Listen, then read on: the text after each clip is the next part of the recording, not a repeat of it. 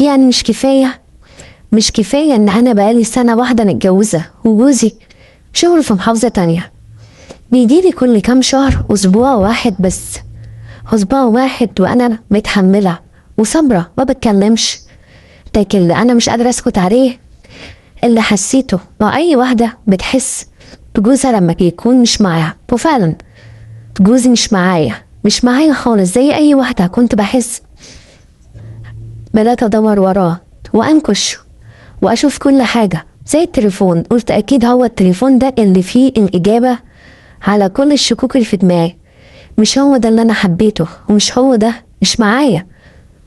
مفروض كمان ما بيكون واحد مسافر بينزل لمراته كل حب واشتياق، لكن ده عادي جدا.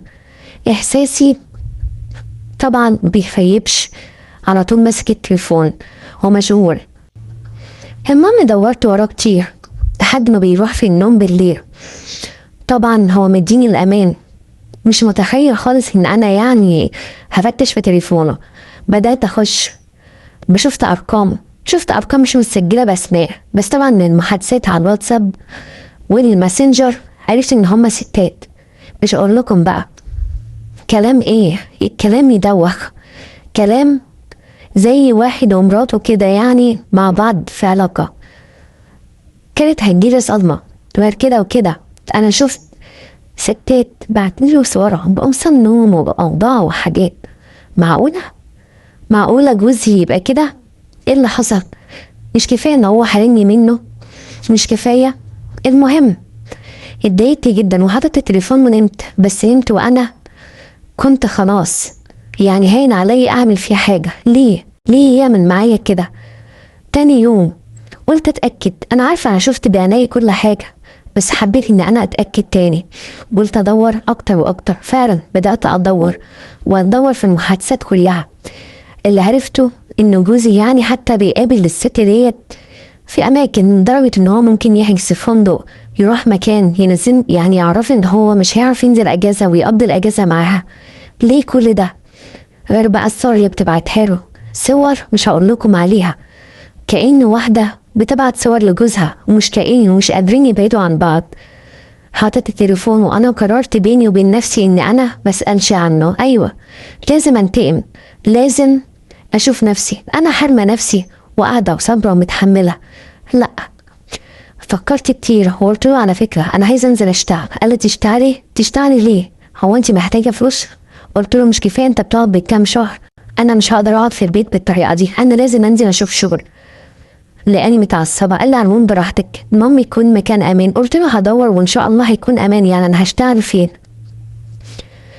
وسافر. وفعلا نزلت دورت ولقيت شغل، وبعت له قلت له انا لقيت شغل في مكان زي مركز كده وهشتغل فيه، والمكان كويس جدا والناس محترمة. قال لي خلاص مفيش مشكلة. ومن هنا بدأت اهتم بروحي وقلت خلاص سيبك منه بقى، دام هو شايف نفسه يبقى انا كمان لازم اشوف نفسي.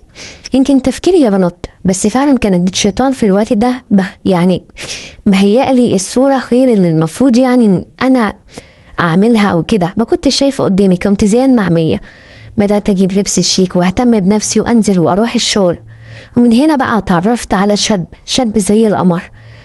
طبعا انا مش باين عليا ان انا متجوزة، وما قلتش كمان ان انا متجوزة. اتعرفت عليه يعني بحكم ان انا لسه جديدة، وهو يعني مكان هناك في المكان قديم وكده. بدأ يعرفني كل حاجة وبقى معايا كل يوم معايا وبيعرفني، لدرجة انه كان ساعات بيوصلني بعربيته. شاب بصراحة اول ما شفته انا ما طلعتلوش غلطة. معقولة؟ حنية ورومانسية وكل حاجة، حتى كلامه كان بيسحرني. العلاقة تطورت ودخلت في طريق اللي هو بقى ايه، ليل ونهار معايا على التليفون.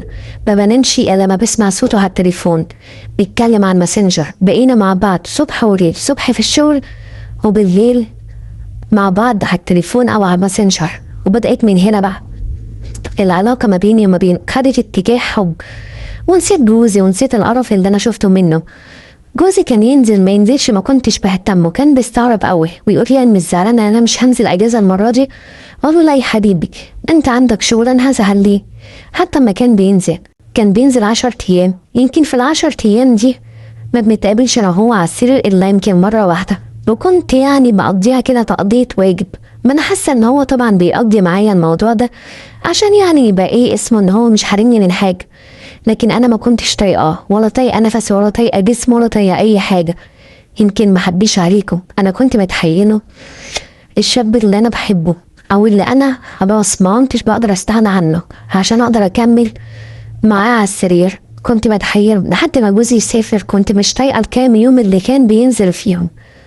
بدأنا نقعد كتير مع بعض في الشغل لدرجة ان احنا كنا بنتقابل بره الشغل، ساعات بيعزمني على غدا ساعات بيعزمني على عشاء، لحد ما بدأت خلاص مش قادرة استغنى عنه. هو ما يعرفش ان انا متجوزة، وقلت خلاص انا لازم اقول ان انا متجوزة ونوضح حد للاشتياق والحب اللي ما بيننا. وفعلا قلت له ان انا متجوزة، اتصدم وقال لي معقولة متجوزة ومخبية عليا كل ده؟ طب انا اعمل ايه دلوقتي؟ انا اعمل ايه وانا يعني حبيتك ما كنتش قادرة استغنى عنك، انه كنت خلاص بفكر ان انا اجي اتقدم لاهلك، انا مش هقدر استغنى عنك ابدا. قلت له ولا انا قادرة استغنى عنك، بس فعلا دي الحقيقة وانا ما بحبش جوزي، انا بحبك انت ما اقدرش استغنى عنك انت. العلاقة تطورت بينا لدرجة كبيرة، لدرجة بقى خلاص واحدة متجوزة وهو شايف اني انا متجوزة. طبعا يعني مش زي ما تكون بنت يعني تبقى فيها في حدود شوية. الموضوع تطور ما بيننا لدرجة اني لمست ايده واحنا قاعدين مع بعض في اي مكان ما كنتش بتحملها، كنت بشيل ايدي ويقول لي كمان تحرميني من ايدك، انا ما بعملش حاجة، دي مجرد لمسة ايد او مسكة ايد. كنت عايزة اقول له ما اخبيش عليك، لمسة الايد دي انا مش متحملاها، انت ما تعرفش قد ايه انا بحبك وما اقدرش استغنى عنك. انا محرومه من حاجات كتيره جدا مع جوزي، محرومه من حب وحنان، كان يقول لي انا هعوضك كل ده وانا مش هسيبك. بصراحه كتر الكلام في التليفون خلانا مقعدناش قادرين حتى نتقابل بره، كنا عايزين مكان مقفول علينا. وقررت في وقتها ان احنا نتقابل في البيت عندي. انا بصراحه ما كنتش قادره وما كنتش مستحمله ان انا ما اقابلوش ولا اشوفه، ما كانش بيكفيني نلف بعربيه او نقعد في كافيه او كده، لا كنا عايزين اكتر وكنا محتاجين نقعد مع بعض اكتر واكتر. واتفقت انا هو ان هو يجيلي في ميعاد طبعا جوزي مسافر فيه، وفعلا جيلي في اليوم ده. كنت متزوقه كأني دي ليله دخلتي بالظبط، مش هقولكوا انا كنت عامله ايه في نفسي، يمكن اللي عملته في نفسي ما عملتوش ليله دخلتي فعلا، لان ده كان حاجه تانية خالص غير جوزي.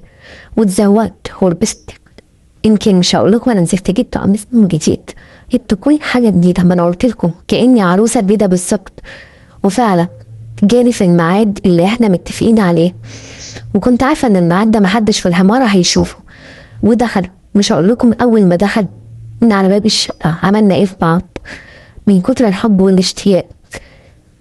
كنت مبسوطه جدا، مبسوطه وانا دخلنا، كنت حاسه ان انا في جنه مش في الارض الواقع.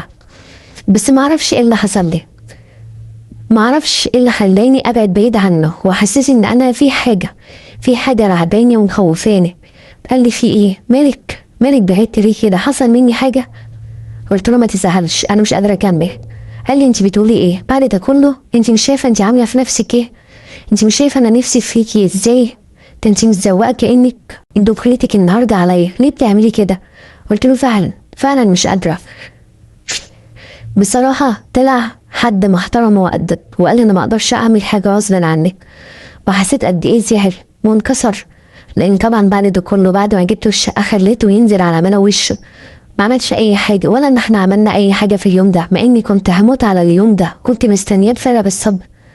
لكن ما اقولكوش من بعد ما نزلت حسيت ان انا ارتحت بطريقه غريبه، ما اعرفش ازاي. حسيت ان انا كنت هعرق مهما كنت بكره جوزي اتطلق منه واتجوزه، لكن ما عملش كده ابدا. انا واحده متربيه، حسيت راحه وحسيت ان ربنا مش عايزني اغلط فعلا في اليوم ده، والحمد لله ان انا ما غلطتش غلطه اندم عليها طول عمري. فمن هنا بقى ان انا افكر هتطلق من جوزي عشان نتجوز انا وهو، لكن الغلط اللي كنت هقع فيه كنت لا يمكن اسامح نفسي عليه.